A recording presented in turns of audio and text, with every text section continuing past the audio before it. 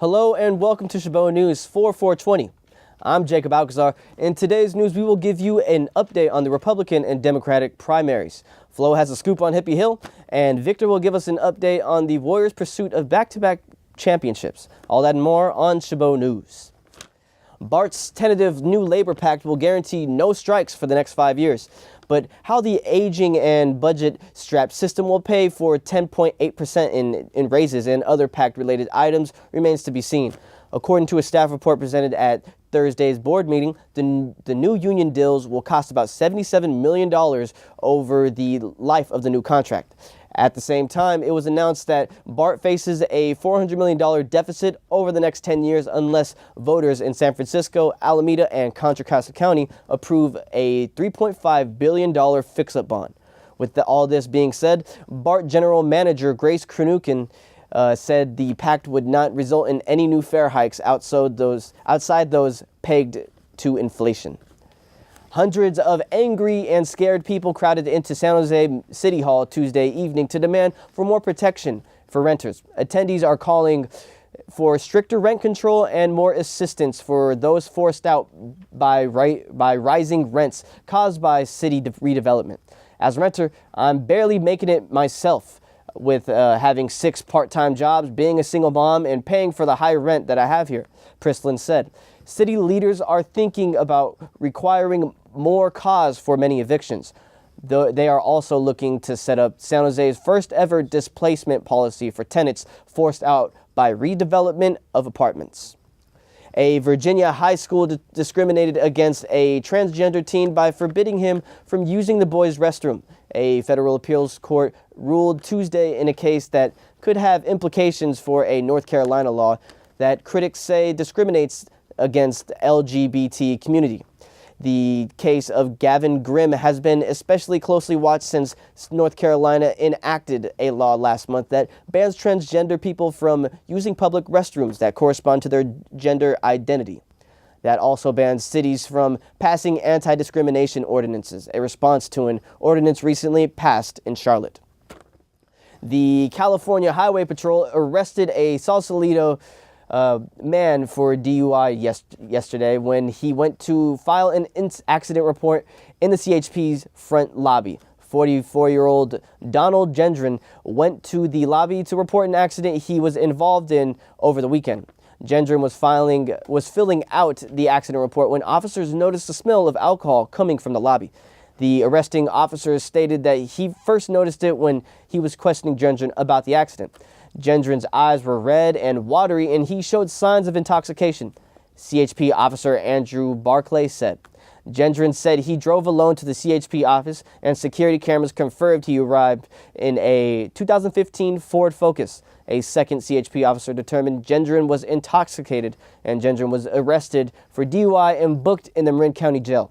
Now, it's time for Entertainment Update with Flo. Thanks, Jacob. Bay Area rapper and marijuana enthusiast Burner is hosting and headlining a special 420 concert in San Francisco tonight at the Bill Graham Civic Auditorium. The Hippie Hill show will consist of acts such as Cypress Hill, Juicy J, J Boog, Chronix, Cool John, and Dizzy Wright with DJ Aman on the ones and twos. If you are partaking in the concert or other activities, please do so responsibly. Week 1 of Coachella, or should I say Flochella, has passed, and judging by all of the Snapchats and the live video feeds, the prominent festival was indubitably lit. Tons of surprise guests came out on stage, such as Kanye West, Rihanna, to Tyler, the Creator, and A$AP Rocky, who jumped into the crowd and marched with everyone and their fans. Week 2 is coming up this weekend, and hopefully the crowd gets as many surprises as last weekend, along with all the other artists, keeping the energy as hyped as they did for Week 1 as well. For everyone heading out to the festival, be sure to party hard, friends. Well, that's it for Entertainment Update. Back to you, Jacob. All right, thanks, Flo. The presidential candidates Hillary Clinton and Donald Trump both won the New York primary election by double-digit numbers. Hillary with a 18% differential and Donald Trump with a whopping 45% differential to the opposing candidates. Prior to the election, both were projected to succeed in the polls. Regardless of the mindless mistakes Trump makes, such as referring to the 9/11 attack to the 7/11 attacks, he still steamrolls his competition. Hillary Clinton, on the other hand, defeats Bernie Sanders with class and no fret, stating this win was personal. Now it's time for sports with Victor. Thanks, Jacob. Featherweight champ Conor McGregor will no longer be facing Nate Diaz at UFC 200 due to an apparent disagreement over payment. UFC President Dana White stated that the reason for the canceled bout is due to McGregor's unwillingness to attend promotional activities, including shooting a commercial as well as press conferences. McGregor announced on Twitter that he would be retiring young, but many are calling it nothing but a little jab at Dana White's unwillingness to budge on the dollar amount McGregor would be paid for this bout. Nate Diaz will still be featured on the card, but his opponent has yet to be revealed.